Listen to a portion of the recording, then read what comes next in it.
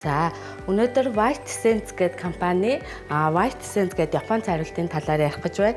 За энэ компани маань болохоор гэрээ нөхцөлд цайруулдаг ийм цайруулах бодис, эмнэлгийн нөхцөлд цайруулдаг ийм хоёр төрлийн цайруулах бодис бол үйлдвэрлэдэг байгаа.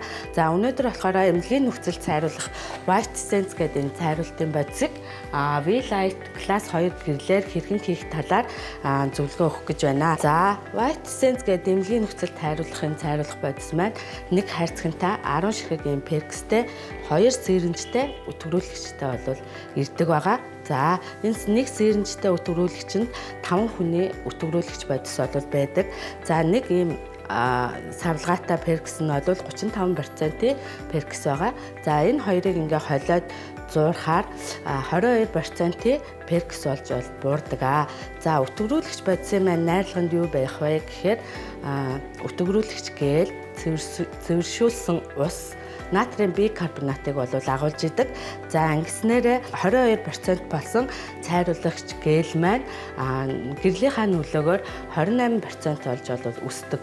За энэ өтгөрүүлэгчинд агуулж байгаа натрийн бикарбонатын нөлөөгөөр манай энэ цайруулагч бодис маань pH нь 9 буюу шүлтлэг бол байдгаараа хүний шүднийг сэржилтээс сэргийлж эрдэсжүүлэх ийм нөлөөтэй байгаа. pH нь 9 дээр бол барьж идэг. За энэ цайруултыг хийхэд юу хэрэгтэй вэ гэхээр мэдээ цайруулах бодисноос нэг ийм ампул тэгээд энэ гелээсээ нэгийг аавна. За энийг зуурхтаа ус ингээ шингэн нэвтэрдэггүй юм шохон цаас хунцар шпатал байж болно. Хэрвээ металл шпатал байх юм бол тэр нь 100% гам байх юм бол металл шпатал бол байж болно. За энэ хоёроо зуурах хугацаа нь бол 60-аас 90 секундын дотор зуурч дуусах ёстой. За White Sense цайруултыг хийхдээ хамгийн түрүүнд үйлчлүүлэгчийн шүдний өнөөгийн байдлыг яг одоогийн байдлыг шүдний өнгөний тодорхойлно. Ингэснээр одоогийн байгаа шүдний өнгнөөс ер нь дунджаар 6-аас 8 өнгө цайдаг. Зарим тохиолдолд 10-аас 13 өнгөч цайх боломжтой. Гэхдээ үйлчлүүлэгчтэй хамгийн багадаа 6 өнгө цайна гэд одоогийн байгаа өнгөн дээр 6 өнгийн тоон нэмээд багцаагаар таны шүд ийм болох нэ.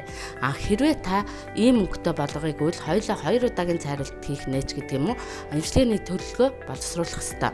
Ингээд үйлчлүүлэгч зөвшөөрөх юм бол цайруултыг эхэлнэ. Цайруултыг эхлэхдээ үйлчлүүлэгчийн шүдийг эхлээд пастаар өнгөлнө. Дээд 8, доод 8 ч юм уу эсвэл дээд 10, доод 10. Энэ нь болохоор тухайн үйлчлүүлэгчийн инээн цэцгэлээс хамаарна.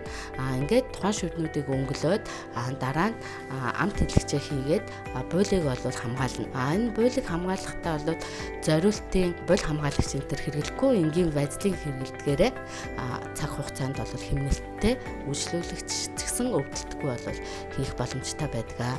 За тэгээд базлинаар буулаа хамгаалчаад цайруулах бодисоо зуурнаа.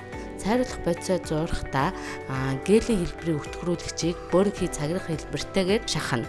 Голд нь болохоор перксээ асгаад зуурна. Зуурах хугацаа хамгийн уртдаа 60-аас 90 секунд байх ёстой.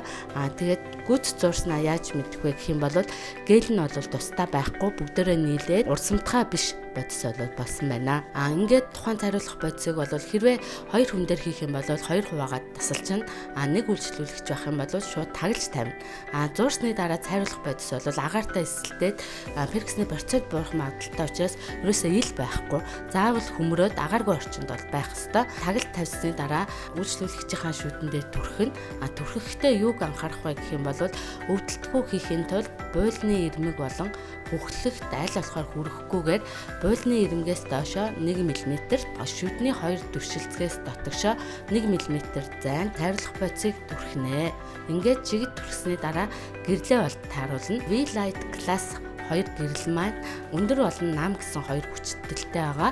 Хэрвээ тухайн үйлчлүүлэгч хит мэдрэмтгий байх юм бол нам буюу low гэсэн хэсгийг сонгоно. Хэвийн байх юм бол high гэсэн хэсгийг сонгоод 10 минутаар 3 удаа шарна. Энэ маань болохоор хамгийн дээд хэмжээ. Хэрвээ үйлчлүүлэгч мэдрэмтгий байх юм бол заавал 10 минутаар 3 удаа гэсэн үг биш. 10 минутаар 2 удаа, 5 минутаар 3 дахь удаа байж болно. 10 минутаар 1 удаа, 5 минутаар 2 удаа байж болно.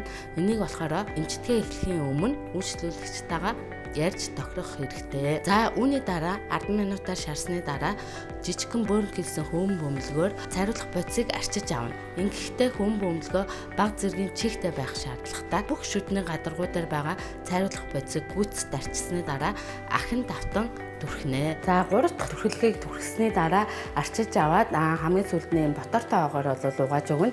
Ингэснээр бол шүдийг нөгөө ботороор эдсжүүлэхээс гадна шүдний өөрийнх нь галзсан өнгө илүү тодорч өгдөг байгаа. За манай эхний үйлчлүүлэгч маань болохоор А3 өнгөтэй байсан. Энэ А3 өнгөнөөс B1 өнгө хүртэл цайлаа. Тэгэхээр ерөнхийдөө 8 өнгө бол цайсан байна энэ үйлчлүүлэгч.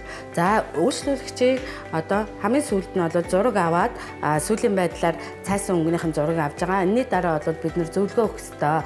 За цайруулт хийлгэсний дараа ямар зөвлөгөө өгөх вэ гэх юм бол за цагийн дараа юм идэж өгнө. Өнөөдөртөө тодорхой хэмжээний будагч бодистой өнгө өгөх одоо кофе ч юм уу зэрэг будагч бодистой хүнсний зүйлс өнөөдөр 24 цагийн дотор хэрэглэхгүй байхыг бол зөвлөнө. Бусдаар бол хүссэн зүйлээ бол идэж болно. White Scent шүд цайруултыг V-Light Class 2 гэрлээр хэрхэн хийх талаар мэдээллийг танд хүргэлээ.